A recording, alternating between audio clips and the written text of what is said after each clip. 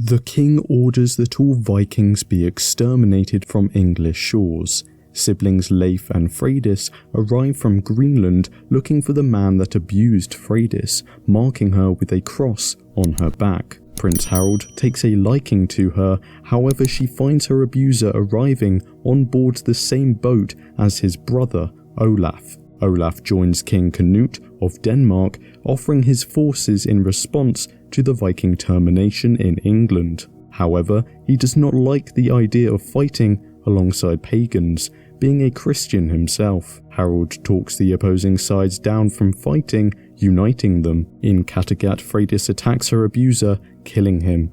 Olaf wants her punished as she shows her scars to offer evidence. Harald suggests a solution. Her brother Leif will help them in the war, whilst Freydís is ransomed for the time being, staying in Kattegat. As the Viking army sets sail, Queen Emma sends her son Edmund to Mercia to ask Steriona for help, with the king sick. Freydís travels to Uppsala as Harald and Leif scout the marshland and London Bridge. Along her journey, Freydís is attacked by a pagan hunter. Managing to kill him, she seeks shelter with a healer before continuing. Edmund is crowned king upon his father's death as more hunters find their dead brother, hunting Freydís down. Edmund bargains with Steriona to take the majority of the force of the attack. Leif and his men sneak under the bridge, weakening it as Canute distracts the king. Edmund falls for the ruse to the Widow Queen's dismay, getting trapped as the bridge collapses. Steriona arrives but soon retreats, having decided the battle already lost. Canute stops Harald from taking the king's head as promised, wanting him alive. He reveals that his brother Olaf has a son, making his promise of kingship upon his death a lie.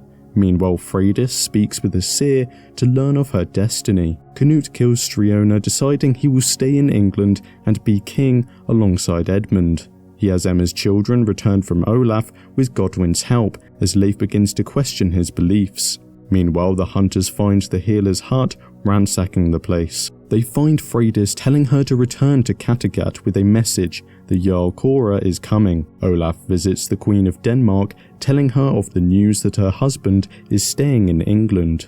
Canute and Emma get closer as Godwin suggests to Edmund a coup. Canute receives a letter from Denmark as his home is being threatened.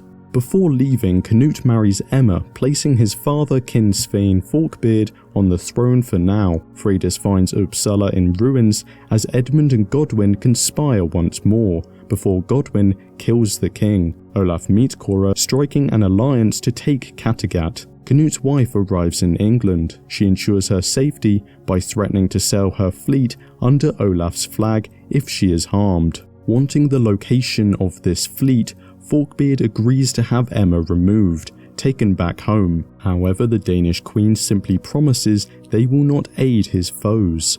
She then sets off for Mercia to convince them to join forces. Harald meets with his brother and the hunter, asking for time to parley and convert those in Kattegat. However, this is a ruse of which his brother realizes, having Kattegat split their forces up, holding back his own men so he may be the strongest power by the end of the battle. Cora engages Freydís, being struck down and beheaded. Olaf enters the walls, stabbing Liv, angering Leif. An injured Harald is helped onto a horse by Freydís, and they leave. The queen returns to find Emma back on the throne. She was tricked by Godwin, giving Forkbeard time to find the hidden fleet, leading them into battle at Kattegat, with Olaf and his men running in fear.